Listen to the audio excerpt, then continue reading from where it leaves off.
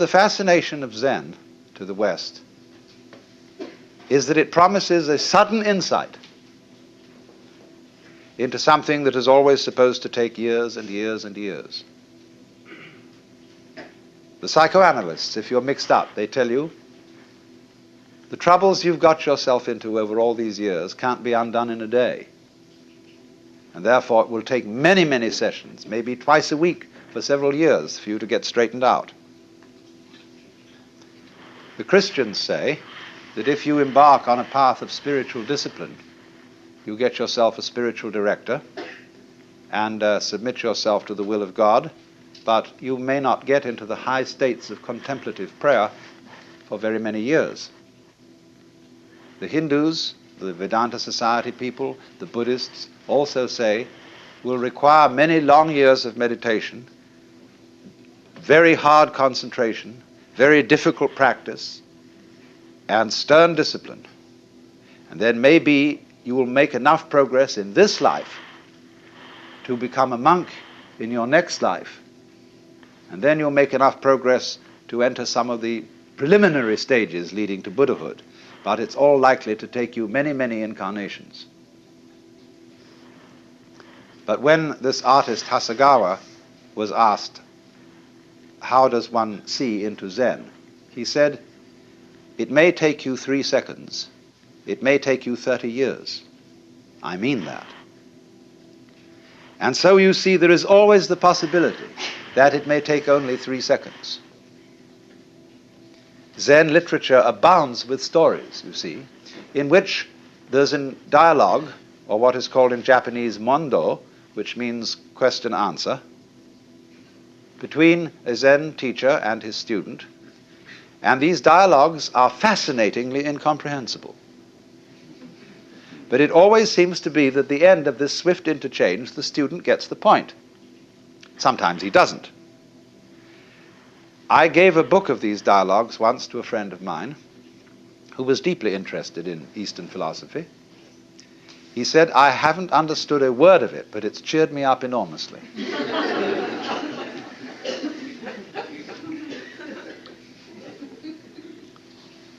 So this book called the Mumonkan, which means the barrier with no gate, or the gateless gate, contains such stories as the student, I say student rather than monk, because Zen students are not monks in our sense of the word monk. Our monks take life vows of poverty, chastity, and obedience. And to make the grade, you're expected to spend your whole life in the monastic state. But I call the Zen monk a student because he's more like a student in a theological seminary. He may stay much longer than the usual 3 years. He may stay 30 years or so. But it's always possible for him to leave with dignity and to graduate and to go into lay life or become a regular priest who keeps charge of a temple, can get married and have a family. And only very few graduates of a Zen monastery become Roshi. That Roshi means simply old teacher. That is the man in charge of the spiritual development of the students. So one of these students in the book says to the master Joshu, I have been here in this monastery for some time and I've had no instruction from you. The master said, have you had breakfast? Yes. Then go wash your bowl. And the monk was awakened. Now you may think that the moral of this story is do the work that's nearest, though it's dull at whiles, helping when you meet them, lame dogs over stiles.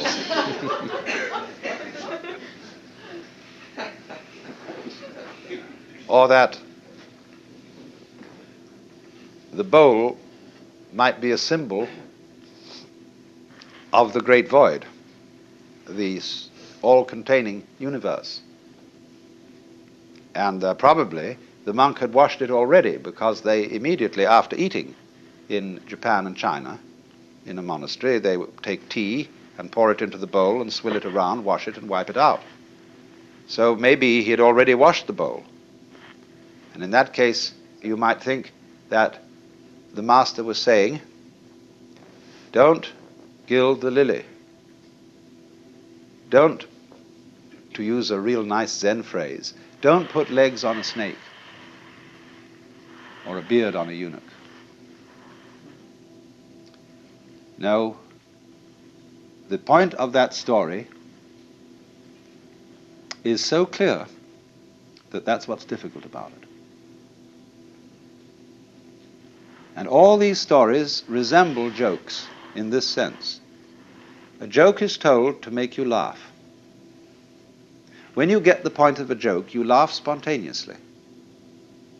But if the point has to be explained to you, you don't laugh so well. You force a laugh. There is some kind of sudden impact between the punchline and the laugh. And so in exactly the same way with these stories, there is expected to be something else than laughter, which is sudden insight into the nature of being. Nature of being, that sounds, again, very abstract.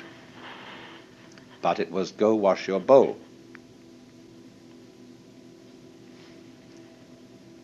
So, another story in this book concerns a master who said, when a cow walks out of the enclosure, the corral, the horns and head, the four legs and the body all get through, but not the tail. How is it that the tail can't get through? And nobody could answer this. Another story tells of a certain master called Bai Zhang, who was so good that he had hundreds of students, and they couldn't all be housed in one monastery. So he had to find one of the students who could also be a master. And so he arranged a test. He put down a pitcher in front of them all and said, without making an assertion or without making a denial, tell me, what is this? And the senior monk said it couldn't be called a piece of wood. And the teacher didn't accept this answer. But the monastery cook came forward and kicked the pitcher over and walked away. And he got the job. And the commentator remarks, maybe he wasn't so smart after all, for he gave up an easy job for a difficult one.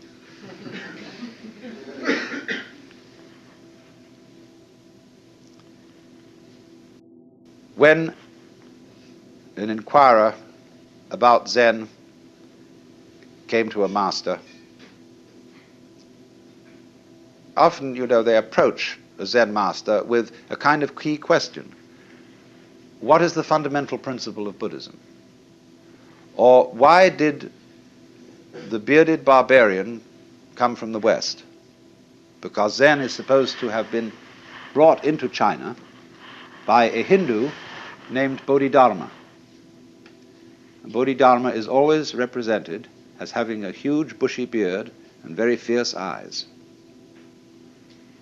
Now, Bodhidharma always insisted that he had nothing to teach. And so, why did he come? That's one of the fundamental questions. You might say to me, I've often said when I'm giving a lecture, I'm not trying to improve you.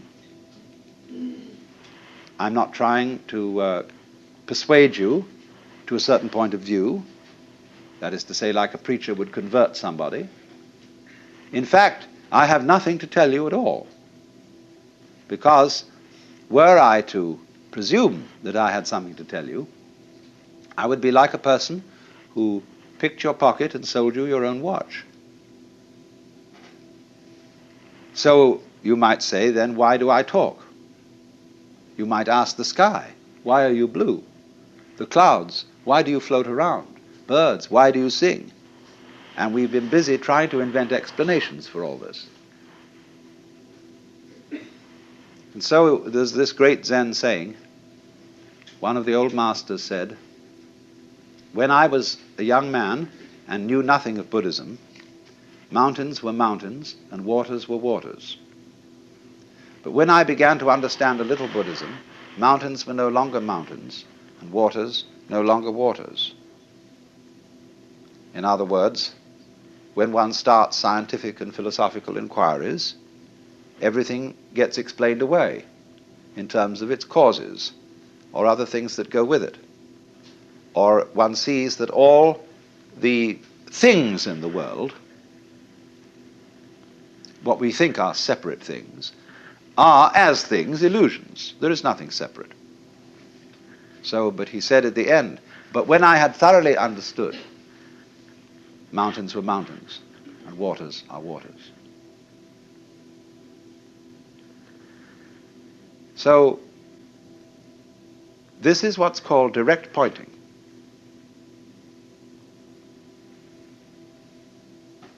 A Zen master was once talking with me, and he said, when water goes out of the wash basin down the drain, does it go clockwise or anti-clockwise? And this was all phrased in the middle of a very ordinary conversation, and, you know, it just seemed like a speculative question. And I said, oh, it might go either. He said, no, like this. Now, he said, which came the first, egg or hen? I said, tuk, tuk, tuk, tuk, tuk. Now, he said, that's the point.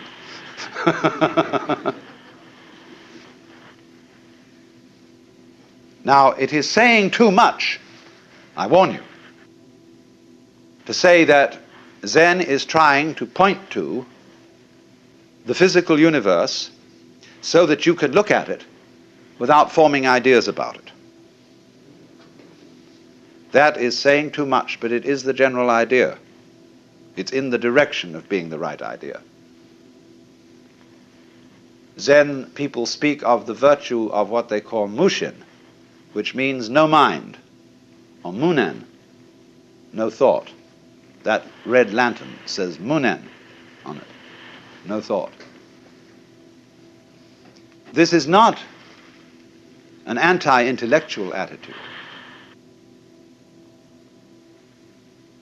The ordinary simple person is just as bamboozled by thinking as a university professor. You can think intellectually in a no-think way. That's the art. It doesn't mean not to have any thoughts at all. It means not to be fooled by thoughts, not to be hypnotized by the forms of speech and images that we have for the world, not to be hypnotized by them into thinking that that is the way the world really is. So if I say this is a fan, it isn't. To begin with, fan is a noise, and this doesn't make the noise fan, but just whoosh. But it can be many other things than a fan. It could be a back scratcher. Very well. All sorts of things. Don't let words limit the possibilities of life. Actually, this fan has an inscription on it written by a Zen master who is 100 years old. And it says, I don't understand, I don't know anything about it. So that goes back to the story of Bodhidharma, that when he first came to China, sometime a little before 500 AD, he was interviewed by the Emperor Wu of Liang. The emperor was a great patron of Buddhism and said, we have caused many monasteries to be built, monks and nuns to be ordained, and the scriptures to be translated into Chinese. What is the merit of this? And Bodhidharma said, no merit whatever.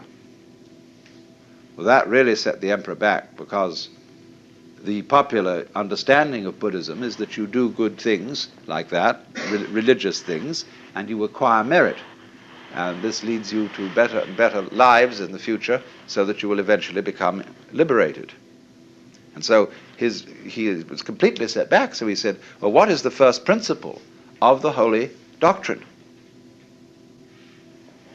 And Bodhidharma said, vast emptiness and nothing holy. Or in vast emptiness there is nothing holy. So the emperor said, who is it then that stands before us? The implication being, aren't you supposed to be a holy man? And Bodhidharma said, I don't know. So the poem says, plucking flowers to which the butterflies come, Bodhidharma says, I don't know. And another poem like it, if you want to know where the flowers come from, even the god of spring doesn't know. So anybody who says that he knows what Zen is a fraud. Nobody knows. Just like you don't know who you are. All this business about your name and your accomplishments, your certificates, what your friends say about you, you know very well that's not you. But the problem to know who you are is the problem of smelling your own nose. When the great Japanese master Dogen came back from China in about the year 1200 to bring his school of Zen into Japan, they asked him, what did you learn in China?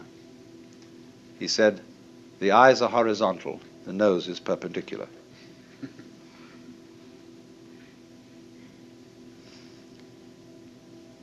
This man went on to write a tremendous book about Zen.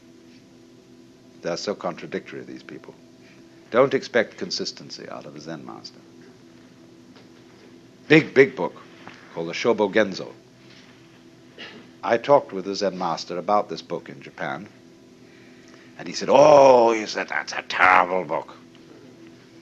It explains everything so clearly. It gives the show away. He said, you don't need any book for Zen.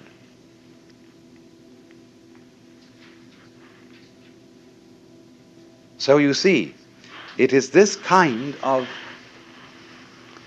way of going about things, this method of Zen, that has so fascinated the West. And everybody who reads about Zen wonders if somehow, you see, this understanding is right under your nose. You know how it is, sometimes you can get a crowd of people to come into a room, and you put something in the room that's absurd. Like suppose there was a balloon floating on the ceiling. People could come in and not notice it at all. Or, somebody puts on something weird, some kind of a funny necktie or something. And you say to a person, well, haven't you noticed? A woman in a new dress, you know? Haven't you noticed? He said, well, no, what is it? What? No, it's right under your nose. They're staring you in the face, but you don't see it. And Zen is exactly like that.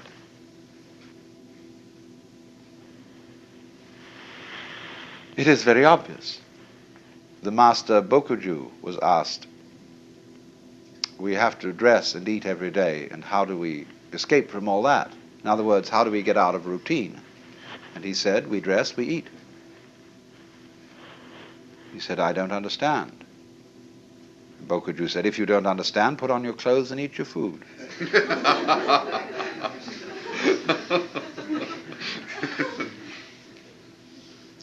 Another Zen master in quite recent times was interviewing a student. You see, all these stories I'm telling you are connected, and what I want you to do is to grasp intuitively the connection. I was interviewing a student, a Western student, and he said, get up and walk across the room. He got up and walked and came back. He said, where are your footprints?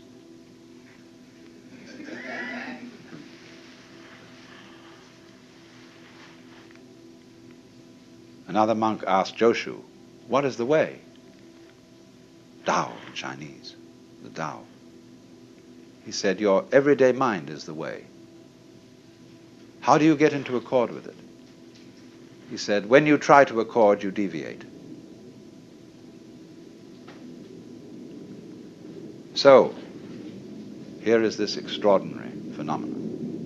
Now let me say, having presented you with all these fireworks, let me say a few sober things about Zen as a historical phenomenon. Zen is a subdivision of Mahayana Buddhism. And as you know, that is the school of Buddhism which is concerned with realizing Buddha nature in this world.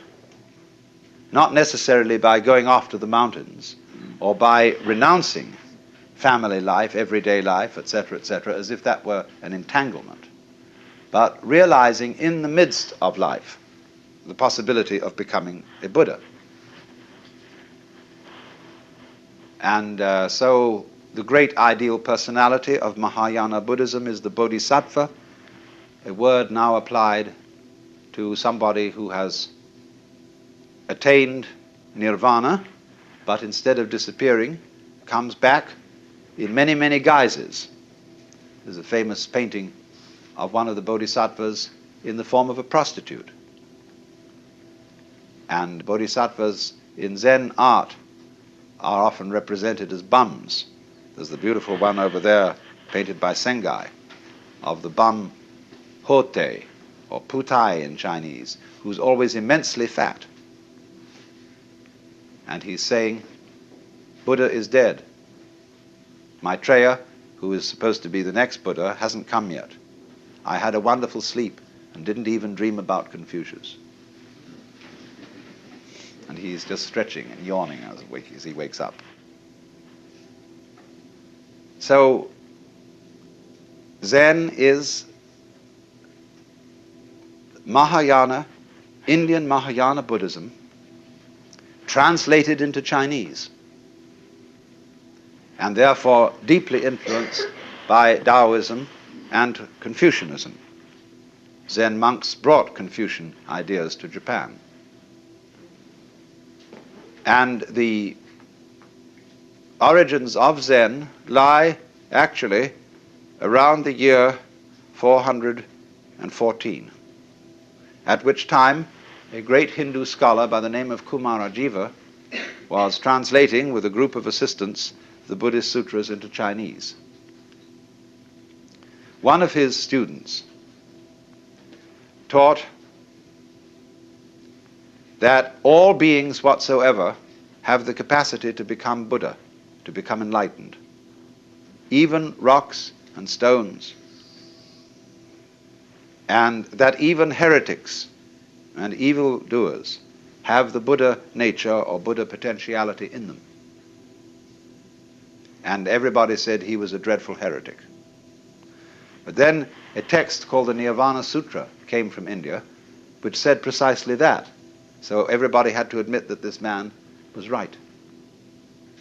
He also began to teach that awakening must be instantaneous. It's a kind of all or nothing state.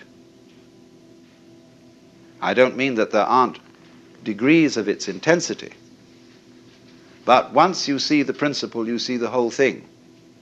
As they say, when the bottom falls out of the bucket, all the water goes together. Those men then promulgated the way of sudden awakening. Bodhidharma came later, and he is supposed in legend to have been followed by a line of 6 patriarchs, of which he was the first. The second was named Eka, I'm using the Japanese pronunciation, who was formerly a general of the army. Then the third was Sosan, who wrote the Shinjinmei, which is a most marvelous little summary of Buddhism in verse. And so on till they came to Eno, the 6th patriarch. You know perhaps more familiarly his Chinese name, Huineng. He died in 715 AD. He's the real founder of Chinese Zen. The man who synthesized the whole thing and was at least his collected discourses are contained in what is called the Platform Sutra. And any student of Zen should read the Platform Sutra. But Eno really fused Zen with the Chinese way of doing things. And he emphasized very thoroughly, do not think you are going to attain Buddhahood by sitting down all day and keeping your mind blank. Because a lot of those students who practiced dhyana, which is the Sanskrit for Chan, which is the Chinese for Zen, which is in turn Japanese, means meditation, or contemplation perhaps would be a better translation in English. And everybody thought that the proper way to contemplate was to be as still as possible. But according to Zen, that is to be a stone Buddha instead of a living Buddha. Now I can knock a stone Buddha on the head, clunk, and it has no feelings. And so it's a stone Buddha.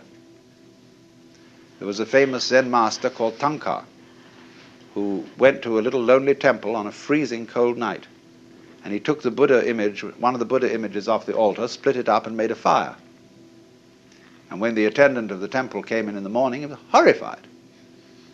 Broke at the image, and Tanka took his stick, started raking in the ashes. And the temple priest said, "What are you looking for?" He said, "I'm looking for the sali, that is to say the jewels that are supposed to be found in the body of a genuine Buddha when he's cremated." So the priest said, "You couldn't expect to find sali from a wooden Buddha." In that case, said Tanka, "Let me have that other Buddha for my fire." That's, you see, the difference between living Buddha and stone Buddha. But a person who thinks that in order to be awakened, you have to be heartless, to have no emotions, no feelings, that you couldn't possibly lose your temper or get angry or feel annoyed or depressed, those people haven't got the right idea at all. If that's your ideal, said Eno, you might just as well be a block of wood or a piece of stone. What he wanted you to understand is that your real mind, while all those emotions are going on, is imperturbable. Just like when you move your hand through the sky, you don't leave a track. The birds don't stain the blue when they pass by. And when the water reflects the image of the geese, the reflection doesn't stick there. So, to be pure-minded in the Zen way, or clear-minded is a better way of translating it, is not to have no thoughts.